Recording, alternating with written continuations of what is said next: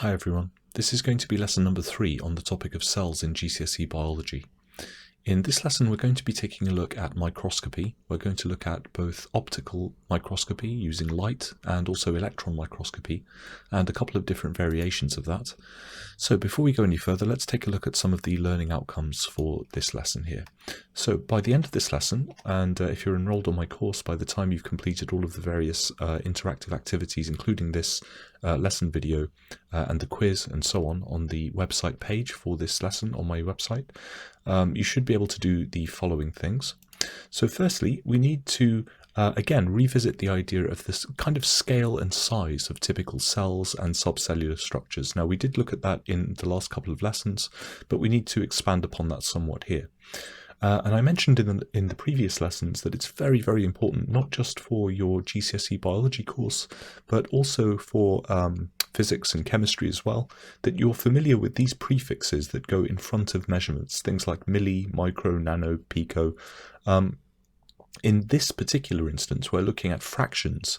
So we're going to be looking at the idea of these prefixes and what they mean for fractions of a meter, but they could just as easily be used to refer to fractions of a gram or fractions of some other unit as well. So these typically will appear in all three of your sciences, and you also need to be able to convert between these units as well.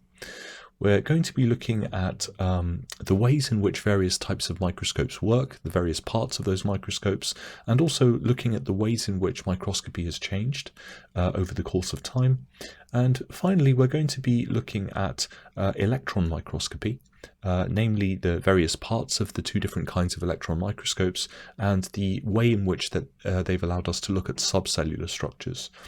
Now throughout this we're going to be doing a number of calculations relating to the magnification, the magnifying power of microscopes, and also to calculate either the actual size of the object being looked at if you know the magnification and the size of the image, or the size of the image if you know the other two values, or the power of magnification if you know the other two values. So we're going to be looking at some examples of that as well, and examples of all of these will appear in the other interactive learning activities for this lesson on the website page as well. Now, as always, if you have any questions and you're enrolled on this course, if any questions arise while you're watching this video or answering any of the questions on the web page, you can just go to the bottom of that web page on Microscopy and you can type your questions in the live chat. Alternatively, you can use the private messaging function on that page to send me a question privately, and usually I'll respond within 24 hours of that. If you're watching this video elsewhere, such as on YouTube, then by all means type any questions as they occur to you into the comments, and I'll do my best to get back to you as soon as I can there as well. So let's start with some basic ideas about units of measurement. Now, it's really important, as I say, that you're very clear about these because you'll encounter them in many situations in all three of your sciences. So here are some basic ones that we've already encountered. So the standard unit of measurement is the meter. The standard unit of measurement of length, I should say, is the meter. So all of these are fractions of a meter. So a centimeter is 1/100th of a meter. So the prefix centi here means 1/100th, or 10 to the power minus 2. A millimeter is 10 to the power minus 3 of a meter, 1,000th of a meter. And so as we can see here, if 1 meter contains 100 centimeters and a meter also contains 1,000 millimeters, it stands to reason that you should be able to convert between centimeters and millimeters using the idea that 1 centimeter is equal to 10 millimeters. Now again, if you're used to working in powers of 10, and ideally you should be at GCSE level, particularly if you're doing triple sciences, although you should also be familiar with that if you're doing combined science, then 10 to the power minus 2 is a centimeter, 10 to the power minus 2 of a meter. 10 to the power minus 3 is a millimeter, and so 10 to the power minus 3 divides into 10 to the power minus 2 10 times, and so we can say that 1 centimeter is equivalent to 10 millimeters. Now this is intuitive to you if you've got a ruler and you take a look at 1 centimeter on a ruler and you see that there are 10 millimeter divisions within that 1 centimeter. Now micrometers, this Greek symbol that we encountered in the previous lessons here, mu, is the prefix for micro. Now the prefix micro means 1/1,000,000th of a unit. So if we're talking meters, 1/1,000,000th of a meter is a micrometer. So there are 1 million micrometers in every meter. Now since there are 1,000 millimeters in every meter and 1,000th is 1,000 times greater than 1,000,000th, then you get 1,000 micrometers in every millimeter. So again, to give you a sense of scale, if you take a look at a ruler and you have a look at one of the millimeter divisions, then imagine dividing that up 1,000 times, and those tiny units are called micrometers. Now, there are also nanometers, billionths of a meter, 10 to the power minus 9 of a meter.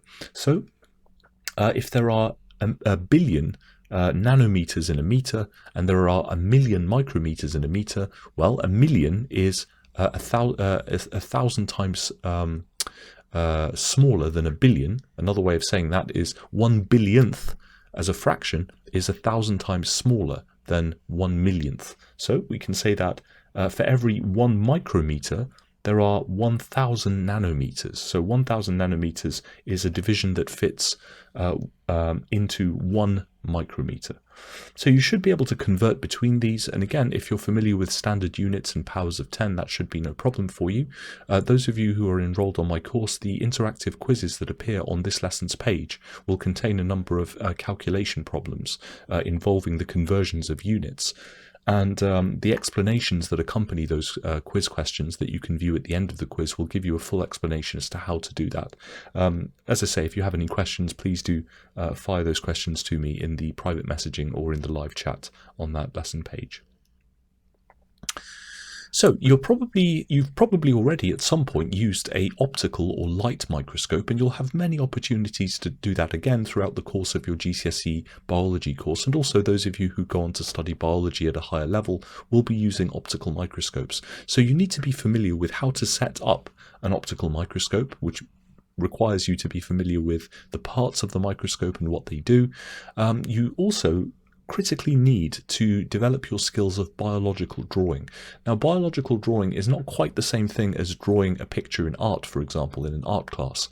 There are specific requirements for biological diagrams, which are kind of very rigorous and very demanding.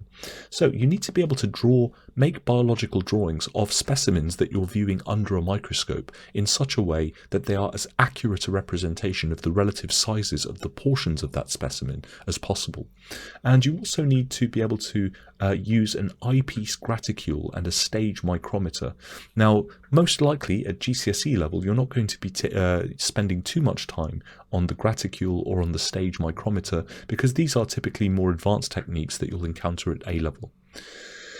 Now, another thing that you may be required to do in terms of your skills with a microscope is you may be required to prepare a slide containing a specimen that you yourself have prepared. And so there is a particular procedure for doing that. Whether it's preparing stained squashes of parts of plants, and also animal cells and tissues as viewed under a microscope.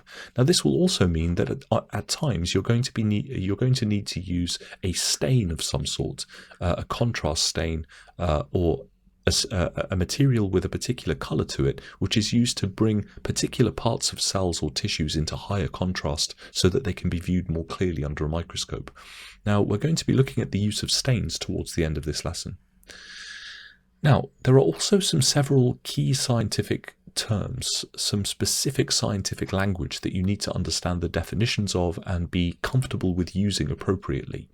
So the next slides that we're going to be looking at in this presentation involve the use of these terms, and it's very important that you're able to distinguish between these terms. So at a very basic level, we have the object or the specimen. This is the actual physical thing that you put onto the microscope slide that you are looking at under a magnified view.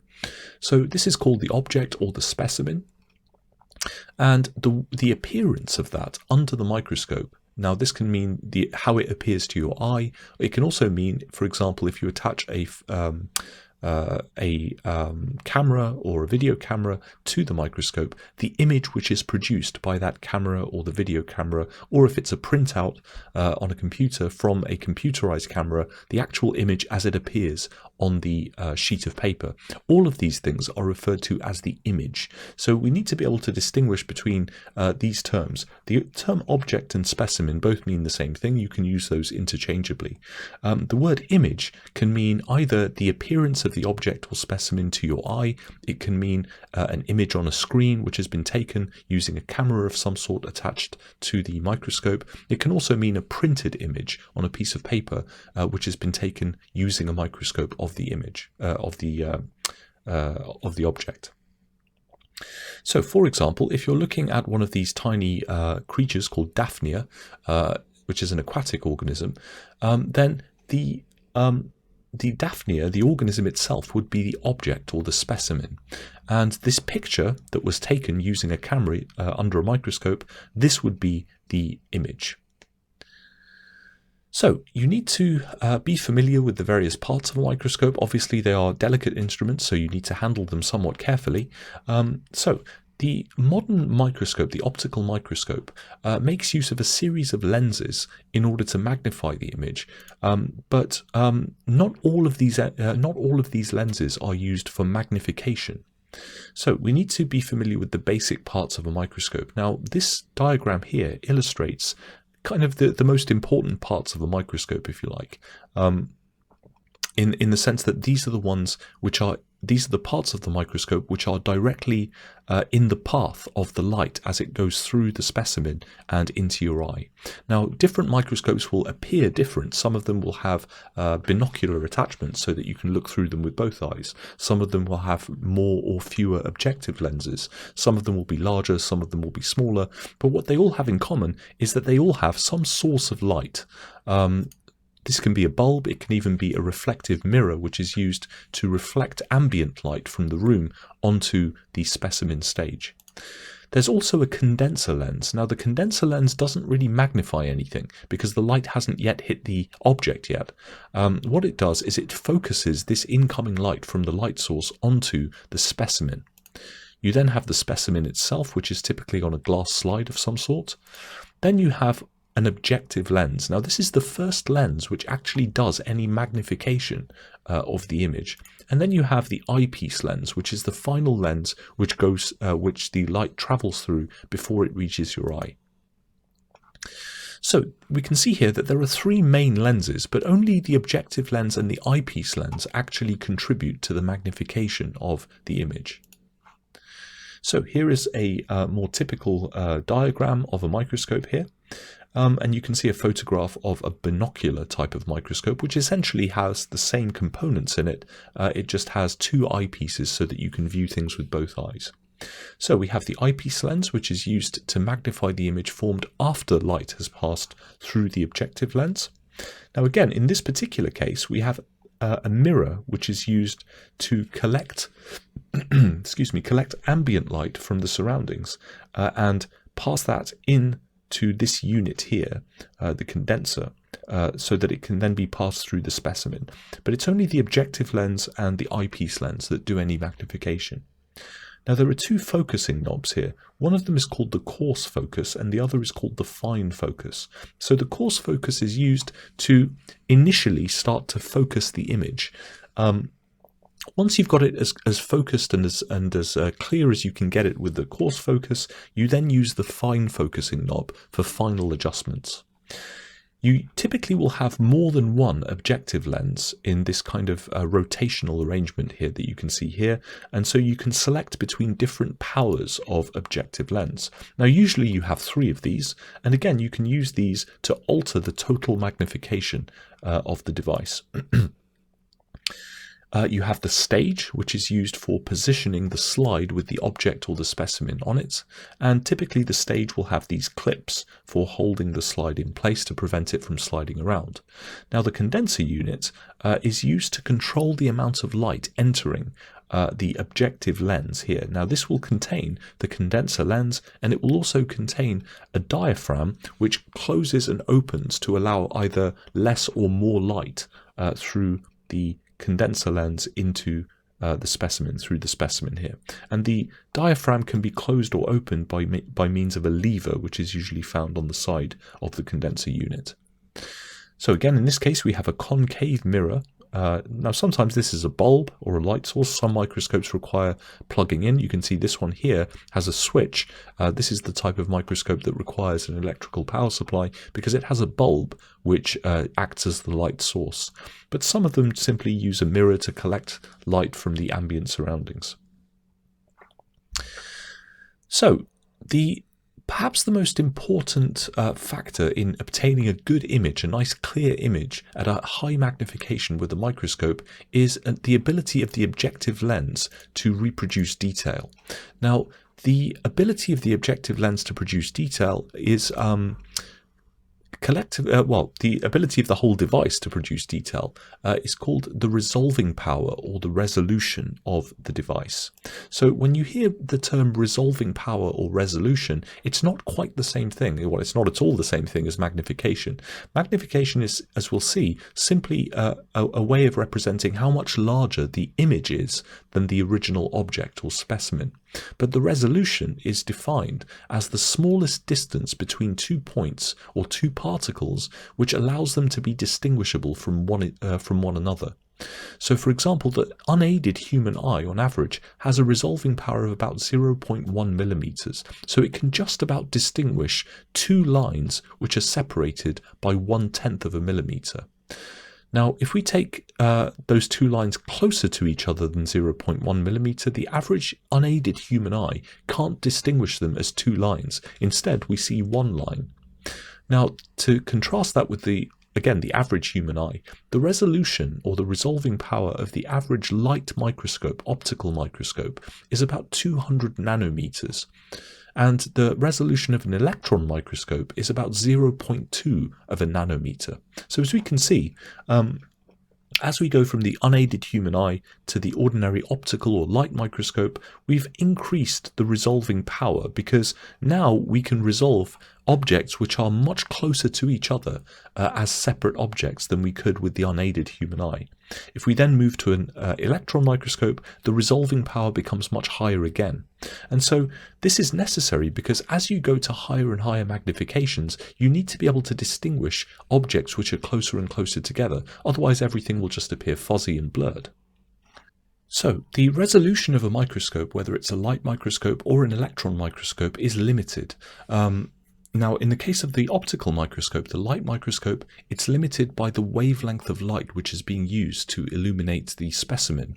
Any 2 particles which are closer together than 1 wavelength of light will not be resolvable as separate particles. And so this is what places a limit on the resolution of the optical microscope. It is the wavelength which limits the resolution.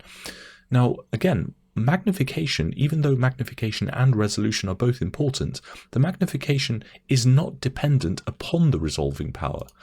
You could, in principle, magnify objects using an optical microscope to a very high degree. However, you would not necessarily see it as a clear image. At some point, the magnifying power of the microscope would cause the object being looked at to appear fuzzy in the image. And this limitation is because of the resolving power of the microscope.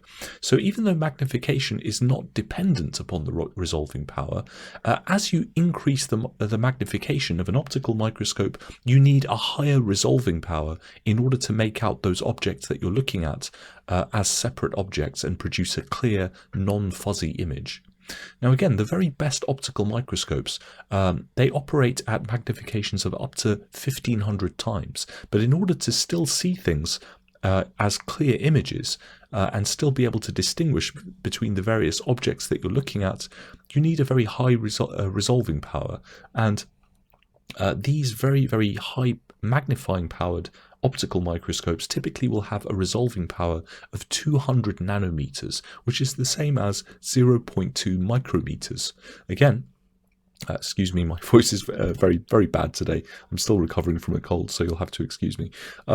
So again, the resolving power here, the one that we mentioned in the previous slide for an optical microscope, is 200 nanometers.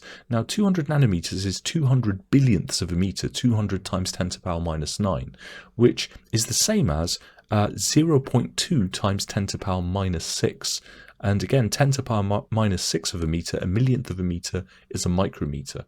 So in order to still see very clear images at a magnification of 1500 times using an optical microscope, you need a resolving power of 0.2 micrometers or 200 nanometers. So let's take a look at some photo micrographs here. These are images produced under an optical microscope, hence the prefix photo for light. Now, in order to prepare a specimen so that you can produce a photomicrograph, typically they need to be stained, but they also need to be dehydrated and fixed, and various other processes need to be done to prepare the specimen in order that it can be seen clearly. So there's a variety of different chemicals involved in the preparation of permanent biological specimen slides. So you may have seen these in school. These are the slides that your teacher will typically get out of a big wooden box, a big fancy looking wooden box. And the slides may look very old because in fact they probably are quite old. But the reason why they're useful is because once those specimens have been permanently fixed by using these various chemicals and stains, you can then use that slide again and again for a very long period of time.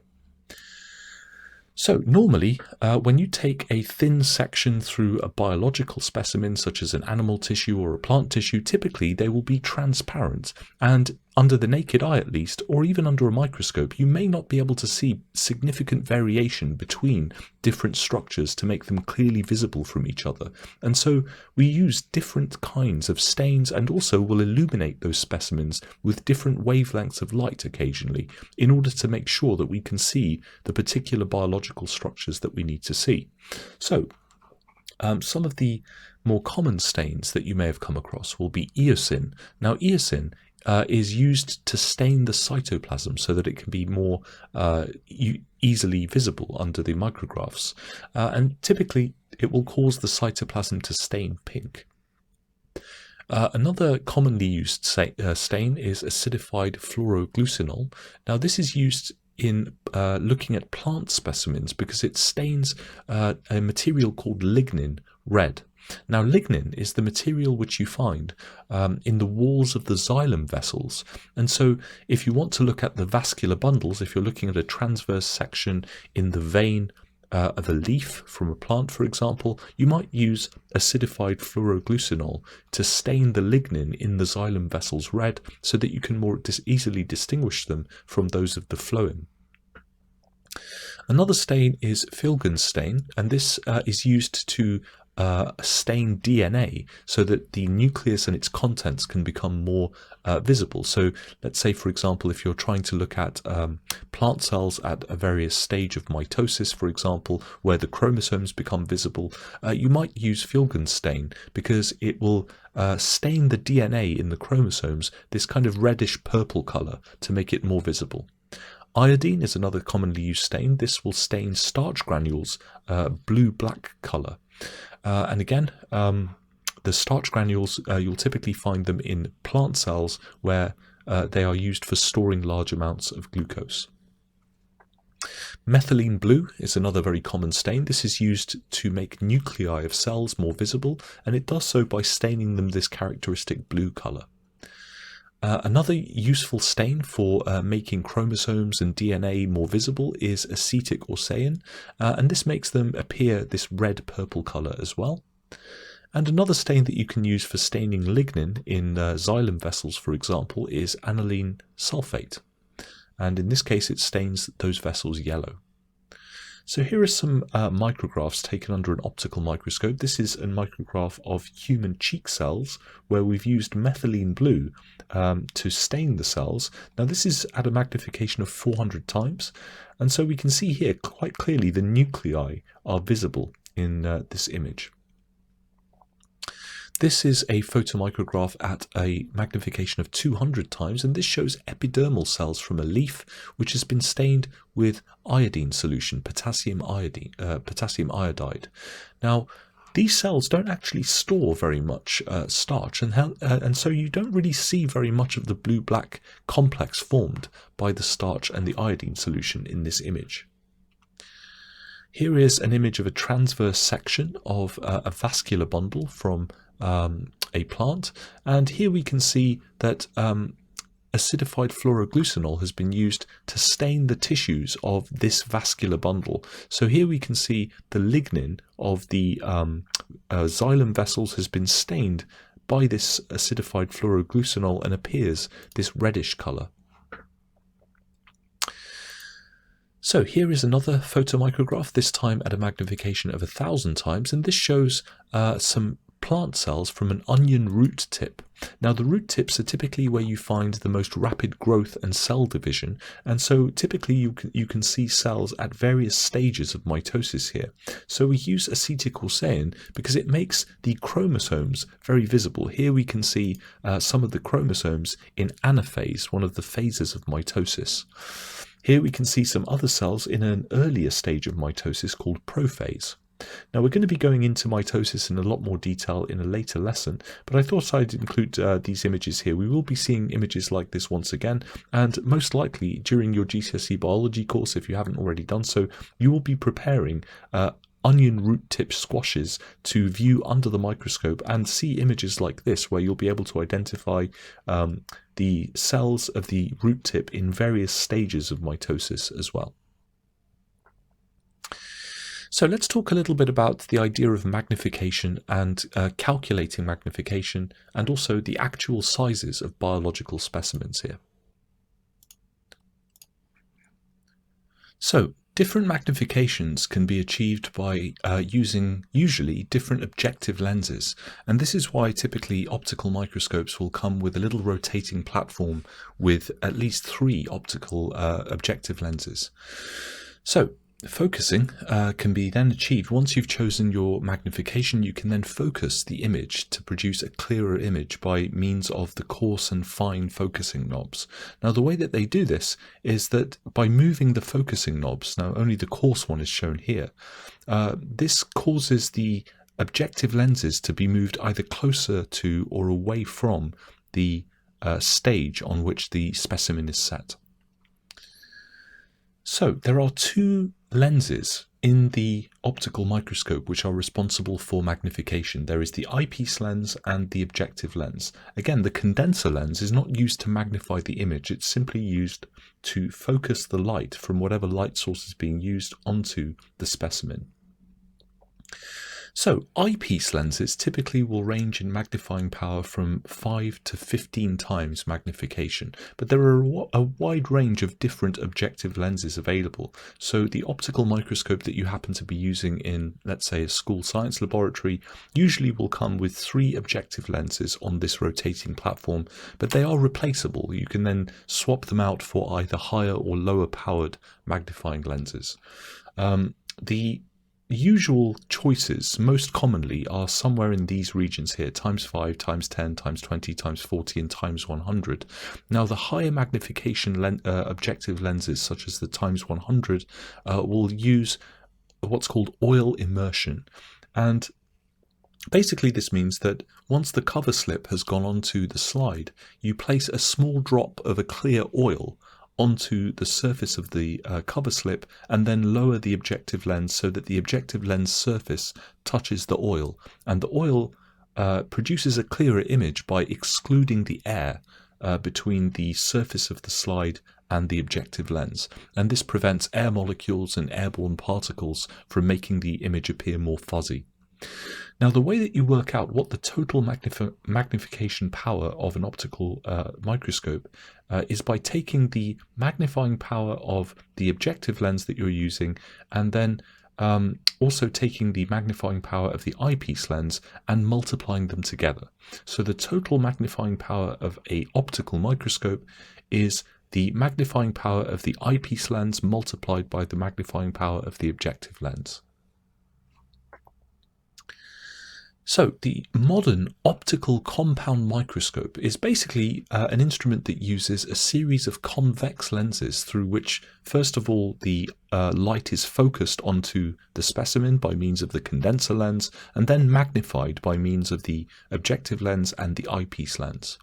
So the eyepiece lens and the objective lens are the only two lenses which are responsible for magnification. And again, to work out what the total magnifying power is, you simply multiply the magnifying power of each one of these two lenses together. So the standard eyepiece lens is times 10 magnification, but there are many objective lenses that you can choose from, as I've said. Now typically the magnifying power of these lenses will be written along the sides of the lens. Here we can see a times 10 magnifying objective lens, and here we can see a times 40. Usually they're also color coded, as you can see here. So let's have a look at some examples of using what we know about magnification to calculate the actual sizes and or the image sizes that we're looking at. So to calculate the size of the actual object or specimen on a microscope slide, typically we can use a graduated slide with a micrometer scale and a special insert for the eyepiece called a graticule. So a micrometer slide will actually have etched into its surface a tiny scale that you can see under the microscope with a scale in micrometers on it. But so this is the way that it would appear if you were looking at it under a microscope. You would actually be able to see this scale which shows you the sizes of objects in micrometers. So 100 units here would be equivalent to 10 millimeters.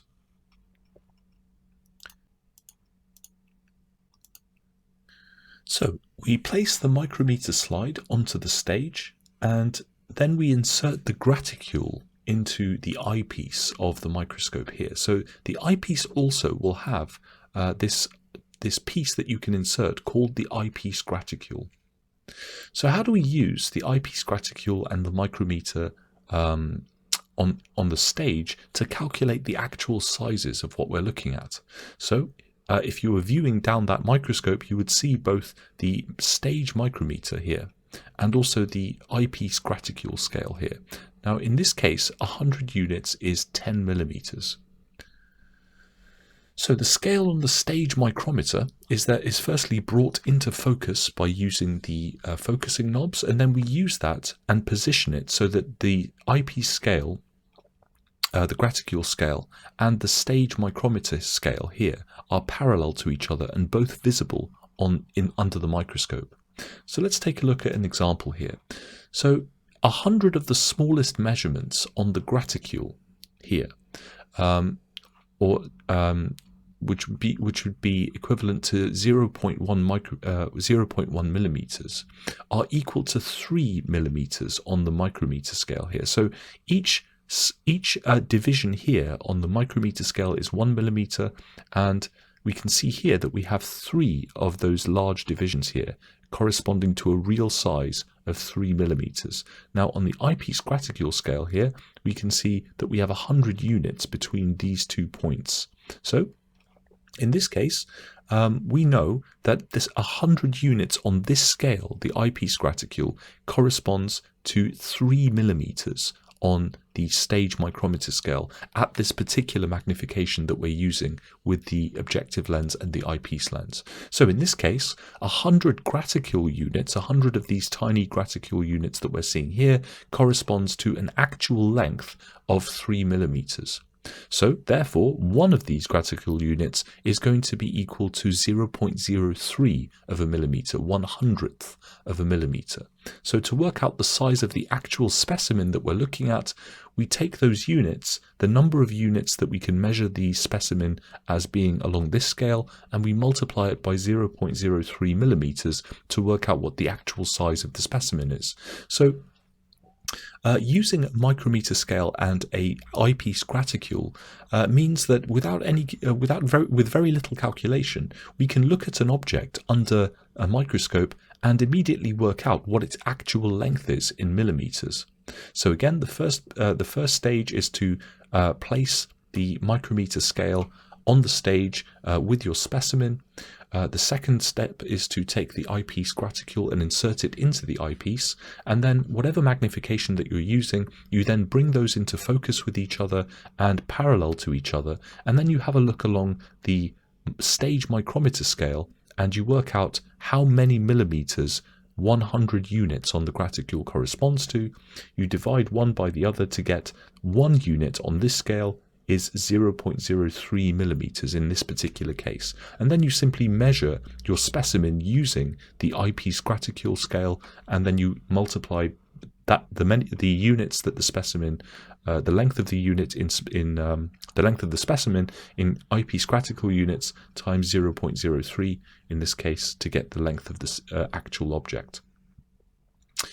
So let's take an example of this. So here is a slide. Here is the view of a slide under a microscope with an eyepiece graticule, and this was taken at a relatively high magnification, and we want to know what the diameter of one of these nuclei is. So we see a nucleus here, and we want to know what is its actual diameter. So again, based upon the calculation that we did in preparing this, we worked out that one of these eyepiece graticule units corresponds to a real length of 0.3 millimeters. So 100 of these is 0.3, so 1 unit is 0.03. So the size of the specimen, the real size of the specimen, is however many eyepiece graticule units it is under the microscope multiplied by 0.003. So in this case, the nucleus is 5 graticule units. So if we measure this nucleus, for example, over here, we can measure it has a diameter of approximately 5 graticule units. We multiply that by the length of each graticule unit in terms of its real length in the real image, in the real object, and we get 0.018 millimeters. So here is another photo. This photo shows a sample of onion cells, again taken at a magnification of 200 times. We actually want to know in this case, what is the actual length of this cell? So in this case, we have an actual image. So if we imagine we have this image on a piece of paper, and we're being told that the magnification that we're looking at this object under in this image is times 200, how would we go about working out the actual length of one of these cells? Well, we need to make use of a relationship here whereby, again, magnification is defined as how many times larger the image is than the actual object. It's the ratio of the size of the image to the actual size of the object. So we start by taking a ruler and we measure the length of one of these cells using a ruler. So what we're doing is we're measuring the actual size of the image here. So we take our ruler, we make a measurement of the length of the cell, and we find, let's just say for example, that the length of this cell is 60 millimeters, 6 centimeters on the image that's been produced using the microscope. So now we would use the formula that the size of the object is equal to the size of the image divided by the magnification. So in this case, we have the size of the image, 60 millimeters. We have the magnification times 200, so we can substitute those values into here. And we have an actual length of 0.3 millimeters. So this gives you a sense of how to use this relationship. Now, you will be expected to be able to rearrange this equation. So if you need to rearrange the equation, you can use one of those formula triangles, I suppose. But in this case, we know the magnification, we know the size of the image, and so the size of the object is equal to the size of the image divided by the magnification. If we rearrange this equation to make magnification the subject, magnification is equal to the size of the image divided by the size of the object. Now the size of the image is equal to the size of the object multiplied by the magnification. So here's another example here. So this is a photo of some human cheek cells taken at a magnifying power of 500 times. We want to know the actual length of one of these cells. So let's just say that we take a ruler and we use it to measure the length of one of these cells on this photo, like this. Now, once we've done that, let's just say we find that the length of the cell on the image is 30 millimeters. So have a go at this one for yourselves. I'm going to pause here and let the students who are in attendance with me at the moment have a go at this question. So what would be the actual length of this cell? So again, you're going to need to use that formula. If you're watching this on my website as a recording, the video is about to pause and you'll be able to enter your answer in the interactive pop-up question that appears. If you're watching this on YouTube, then by all means, pause the video and see if you can answer this for yourself before unpausing to see the solution. Excuse me again for my coughing and spluttering. I've been struggling with a cold for the last few weeks and it doesn't seem to be going away. Okay, so I see we've got some answers here from some of my students. Going to give you a few more seconds, guys. It shouldn't take you very long. Okay. All right, so let's have a look at how we solve this. So again, we would use the formula. We are trying to calculate the actual size of the cell. We know the image size and we know the magnifying power. So we would use this formula again, the same one as before. The actual length of the cell is 30 millimeters on the image, or rather the size of the image is 30 millimeters, and the magnification is 500 times. So the actual length of the cell, the size of the object in this case, is 30 millimeters divided by 500. This gives us 0.06 of a millimeter. So this is the actual size of this cell that we are looking at an image at under a magnification of 500 times. At this magnification, the image of the cell is 30 millimeters in size, but the actual size of the cell is 0.06. Okay, so let's take a look at some electron microscopes now. So up to now, we've been discussing optical microscopy. Optical microscopes make use of visible light in order to illuminate the specimens. And again, as we saw before, the optical microscope is limited in its magnifying power and its resolution, particularly in its resolution by the wavelength of light being used. But an electron microscope can get much higher magnifying power and much higher resolution because it's not using visible light. It's not using light at all. It's using electrons instead. So, electron microscopes do look very different from normal or more common optical microscopes, as you can see here. And this is a relatively old-fashioned one. There are much more advanced ones that look even more science fiction-esque. So, they do work in a very different way than standard optical microscopes, as we've said before, so you'd expect them to look very different. Now, the light microscope only allows us to see relatively larger structures within a cell, but the electron microscope allows us to see much smaller structures and a much finer level of detail. So let's take a look at the relative advantages and disadvantages. This is a fairly common question that you might come across at GCSE level or even at advanced level. So the advantages of light microscopes is that they are relatively cheap to buy, and conversely, electron microscopes are much more expensive. And we can see that they typically will use very little electricity, if any at all. They're relatively cheap to run and cheap to maintain. In contrast, the electron beam that's produced by an electron microscope requires a much higher amount of power, and so not only do they cost a lot more in terms of the energy usage, but they are more expensive to buy and more expensive to maintain as well. Now, with the optical microscope, preparing specimens is relatively straightforward. It can be done in the average high school science laboratory.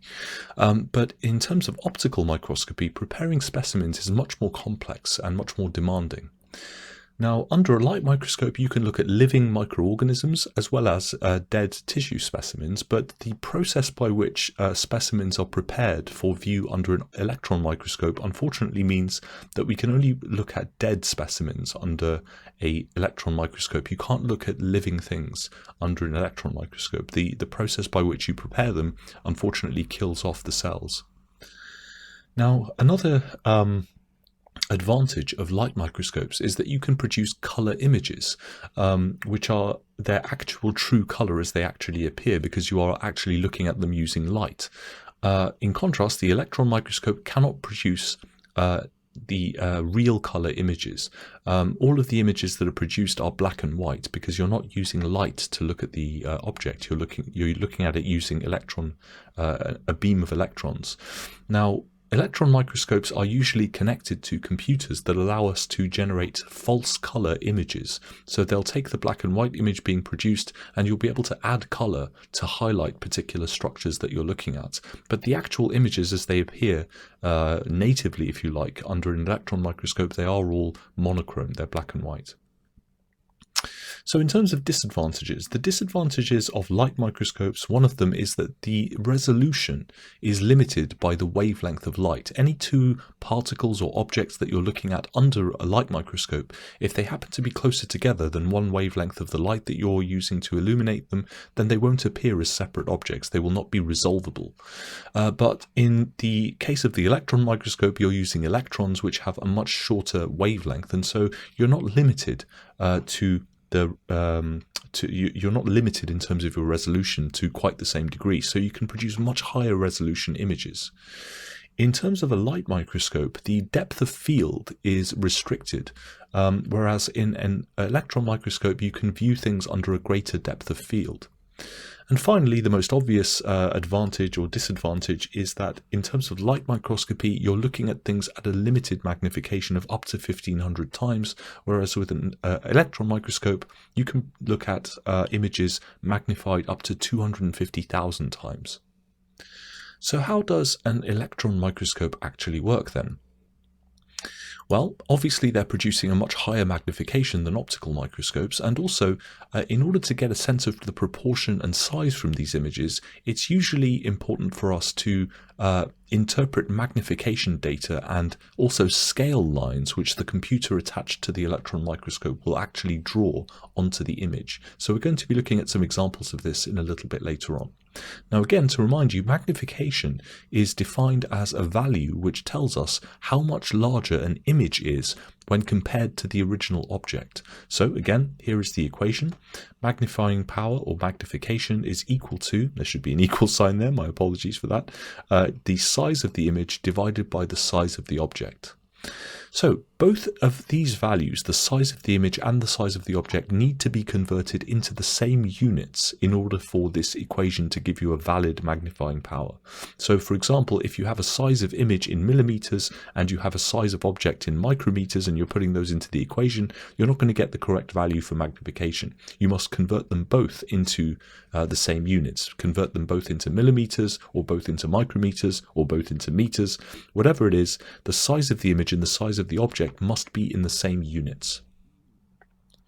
So for example, if an image measures 30 millimeters and the specimen or object measures 3 micrometers, then we have to convert one of those units in order for the magnifying power to be valid. So we can say that 30 millimeters, well, each millimeter contains 1,000 micrometers. So 30 millimeters converts to 30,000 micrometers. We have the size of the object, 3 micrometers. We now have the size of the image, 30,000 micrometers. So we can now put those into the equation to calculate the magnification, which is times 10,000. So we can also calculate the actual size of an object using the same formula. So we would rearrange this equation like this. So if magnifying power is equal to the size of the image divided by the size of the object, then the size of the object must be equal to the size of the image divided by the magnifying power. So again, if you have any trouble rearranging these equations, I guess you could draw a formula triangle for this and then rearrange it. Otherwise, you can just rearrange it algebraically. What we do first here, to make size of the object the subject of this equation, to get this on this one side on its own, we would first multiply both sides by size of object. So we end up with magnifying power times size of object on the left hand side of the equal sign equals size of image on the right hand side, and then to get size of object on its own on the left, we divide both sides by magnification, and we end up with size of object equals size of image divided by magnification. So here's an example for you. So if an image is measured, so we've got, let's say, a printout of an object that we're looking at under an electron microscope, and we measure the size of the image as being 6 millimeters, and the magnification is times 40,000, what would be the actual size of the object here? Now I've gone ahead and converted from 6 millimeters to micrometers for you. So what would be the size of the object in micrometers? So I'm going to pause here and let the students in attendance have a go at this question. Again, the video will pause, and if you're watching this on my website, and the question will pop up. If you're watching elsewhere, such as YouTube, by all means pause the video and see if you can solve this before unpausing to see the solution.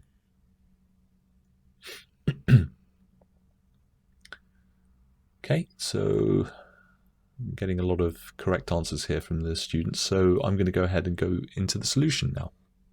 Okay, so we have the size of the image in micrometers. We also have the size of the magnitude, the magnification. So we simply substitute those into this equation, like this.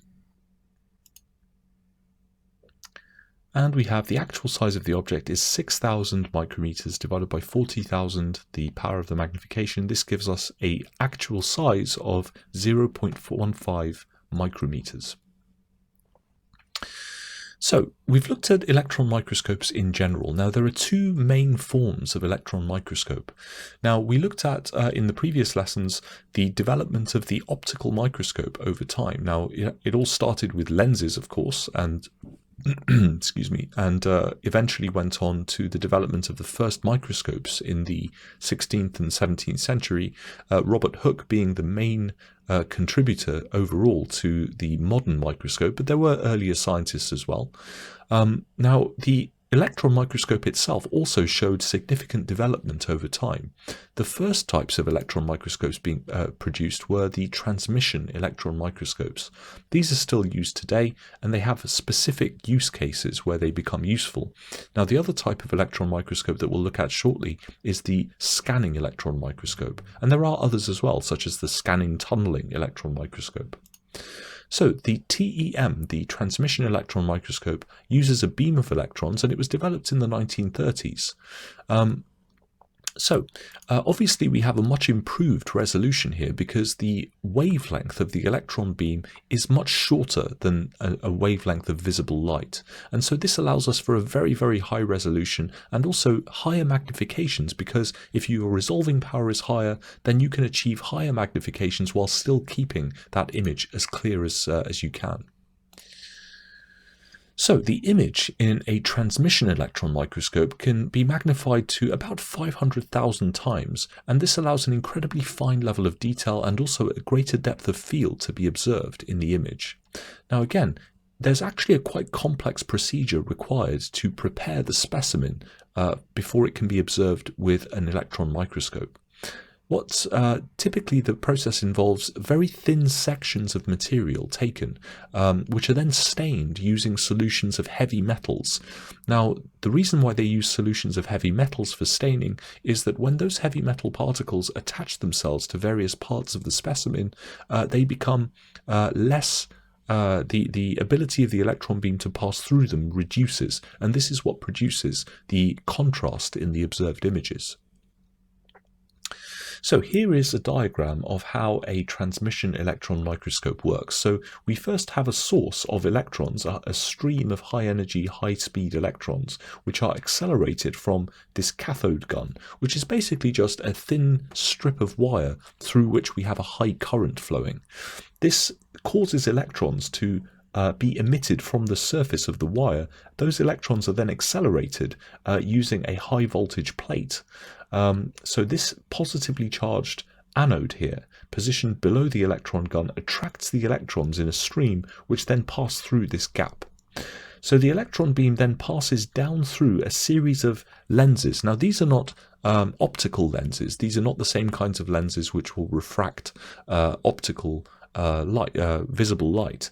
These are electromagnetic lenses. They're essentially very powerful electromagnets that can deflect the path of the beam of electrons. So first we have a condenser lens. Now this serves a similar purpose to the condenser lens found in an optical microscope. It doesn't really do any magnifying as such. What it does is it focuses the electron beam onto the specimen stage that we see here. Now the electron beam then passes through, or is transmitted through, the specimen. Now the electron beam coming through the specimen is then focused by this electromagnetic lens here, which is called the objective lens. So this is where the focusing of the image starts to be achieved.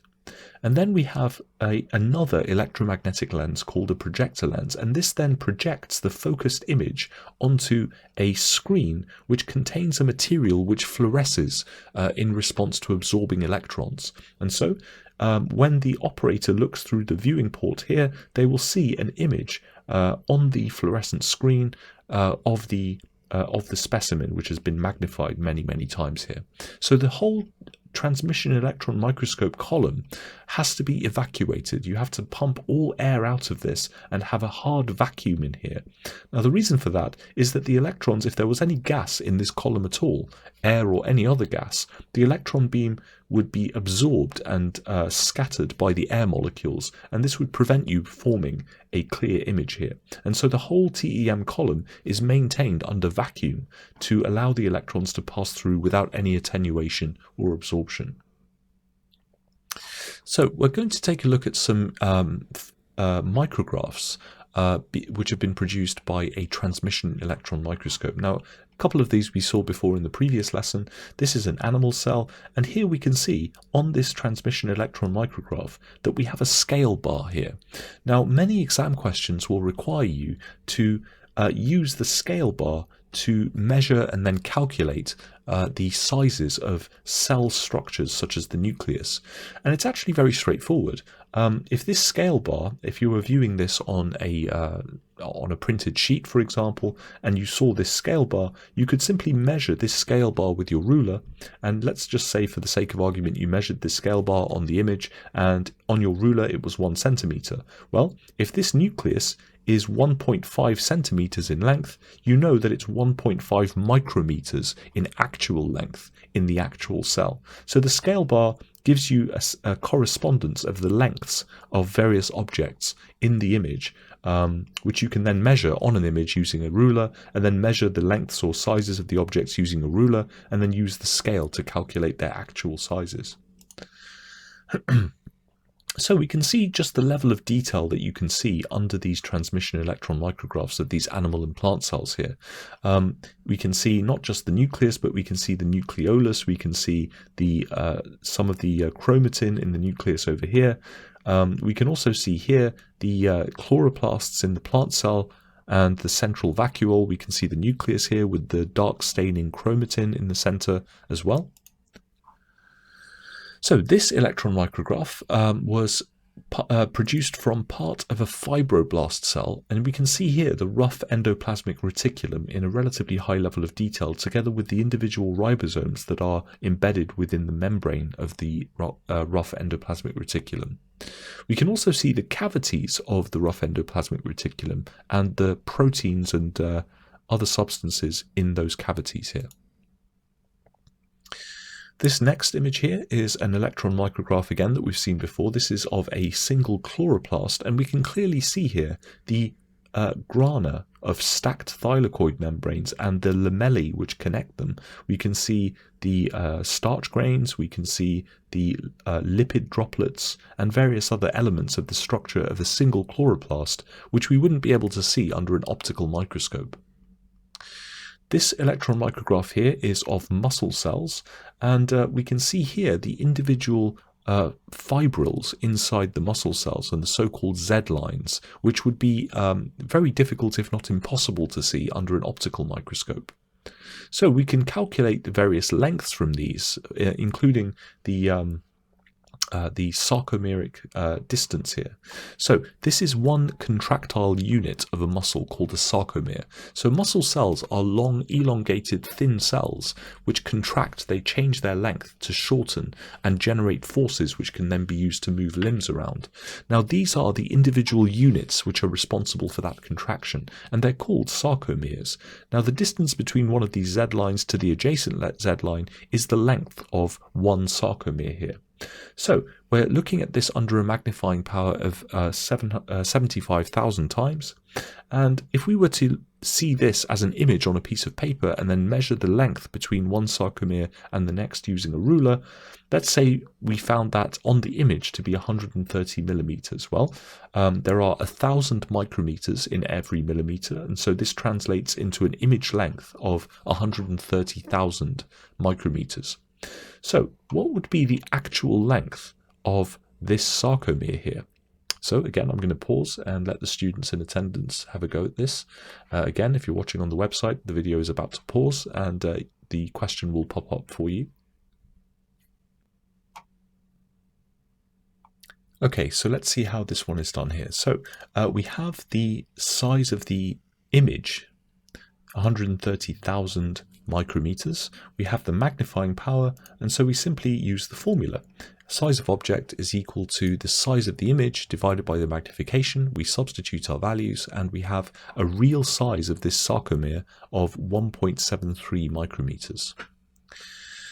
So in the 1960s, there was a different kind of electron microscope developed, and this one was developed specifically for the purposes of looking at the surfaces of objects, not so much looking at their internal structure, the way that the transmission electron microscope was used to look at the internal parts of cells in a high degree of detail. Instead, these types of microscopes will use an electron beam and a series of detectors to scan the surfaces of objects such as small insects and pollen grains, so that you can see a very detailed, very three-dimensional looking image of those surfaces. So again, in this case, the electrons are not transmitted through the specimen. They don't pass through the specimen. And part of the reason is because the specimens looked at under an electron microscope are not thin sections which have been cut from existing biological specimens. Instead, they are specimens, whole specimens typically, that have been stained with a very thin surface of a heavy metal such as gold, and this is done so that the surface reflects the beam of electrons off the surface in specific directions where those reflected electrons can be detected, and then the detectors can send signals to a computer which then uses those signals to generate an image of that object. And this image typically shows a very high degree of detail and can even appear very three-dimensional. And so it's a very useful tool for looking at surfaces in a fine degree of detail. So here is one such scanning electron micrograph. Here we can see again the scale bar, and the scale bar, as we'll see, can be used to determine the actual sizes of objects. So the three-dimensional structure of red and white blood cells can clearly be seen on the surface of the tissue here, which is being imaged here under an electron microscope. So here we can see a scanning electron micrograph, and we can see the scale bar here again. So this length on the image corresponds to a real length on the actual object of 5 micrometers. So scanning and transmission electron micrograph images again are typically black and white because we're not using visible light to illuminate the objects, we're using electrons. But what we can do is artificially color these images to provide greater contrast so that we can more clearly see the objects that we're interested in. So this has been done to the previous image here. We can see the red blood cell more clearly here and the white blood cell here. Here's another electron micrograph taken with a scanning electron microscope. This is a pollen grain, and again here, down here, we can see the scale bar here of 5 micrometers. So we can determine the magnifying power that's being used just by looking at an image of a scanning electron micrograph or a transmission electron micrograph and the scale bar. So we can take the length of the scale line, which we can measure with a ruler, and look at the given value of that scale line, in this case 5 micrometers, and from those values, using this equation, we can work out what was the magnifying power used to produce the image. So, for example, here the scale line has a given value of 5 micrometers here, and if we were to measure it with a ruler, we might find, for example, on an image or a photograph taken with this magnification, that it measured 30 millimeters. So we would convert that into micrometers, and therefore, in this case, to work out the magnifying power, we simply again divide the length of the scale line as we measured it, 30 millimeters or 30,000 micrometers, and divide it by the length of the scale line given. Now we convert it into micrometers here because the scale line itself, the given value, is in micrometers. So we have a magnifying power equal to 30,000 divided by 5. So this image was taken with a magnifying power of 6,000. So we can then take that magnifying power and our ruler and measure the lengths of objects on that image and then use that to work out the actual sizes of those objects as we did before. So here's an example for you. Let's say we did what I described before. Let's say we took a ruler and put it against this image, this photograph, and measured the diameter of this red blood cell here. Well, we would measure it, and let's say on our ruler we found it to be 42 millimeters in diameter. Well, how would we work out the actual size, the actual diameter of this red blood cell then? So I'm going to pause here and let the students who are in attendance have a go at this. I'd encourage you guys to have a go at this yourselves. Let's see here.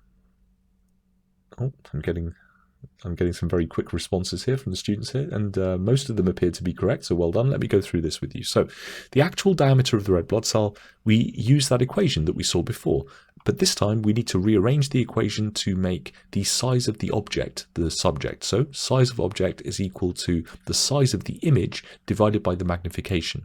So we have the size of the image, 42,000 micrometers. We know the magnification that was used to take this image was 6,000. So we simply substitute our values and we get an actual diameter of this red blood cell as 7 micrometers.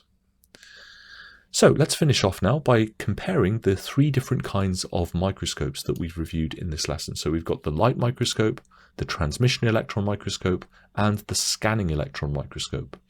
Now, in the case of the light microscope, you have a source of visible light. In the case of the 2 different kinds of electron microscopes, you have, of course, a source of electrons. Now, all 3 of these have a condenser lens which focuses the radiant energy, whichever it may be, the light source, the electrons, onto the specimen. But they are arranged slightly differently here. So in an optical microscope, we have a glass lens, which is a condenser lens, which focuses the incoming light from the source onto the specimen. In the case of a transmission electron microscope, we have a electromagnetic condenser lens, and the same thing for a scanning electron microscope.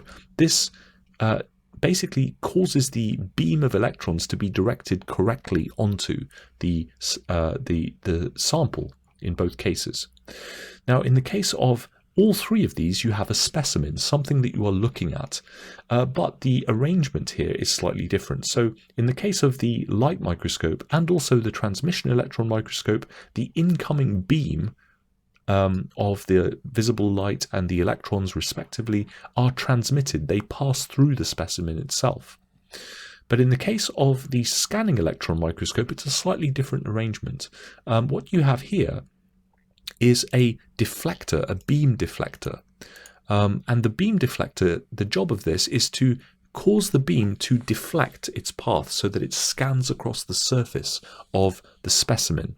And then the reflected electrons which bounce off that surface are detected by various detectors which are placed all around the specimen. That then, each one of those detectors, when it detects electrons being reflected off that surface, sends a signal to a computer which assembles all of those signals into an image of the object. Now, in the case of the optical microscope, once the light has been transmitted through the specimen, you have the objective lens and then the eyepiece lens doing the magnification, which eventually results in the image. In the case of the transmission electron microscope, once the beam of electrons has been transmitted through the image, you have an objective lens which magnifies the image, and then a projector lens which finally projects that image onto a fluorescent screen, which then gives off light in response to absorbing electrons, and that light produces the visible image, which can either be photographed or viewed by the operator. In the case of the transmission electron, the scanning electron microscope, obviously, as I've said, the image is produced by compiling the electrical signals received or the electrical signals produced by these detectors in response to the detected electrons that have been reflected off that surface, and then the computer compiles all of those signals to produce a visible image or to record that image. Okay, everyone, that's going to do it for this lesson. I hope that was useful. I'm going to enter into the Q&A section now with the students who are in attendance, so I'm going to stop the video recording.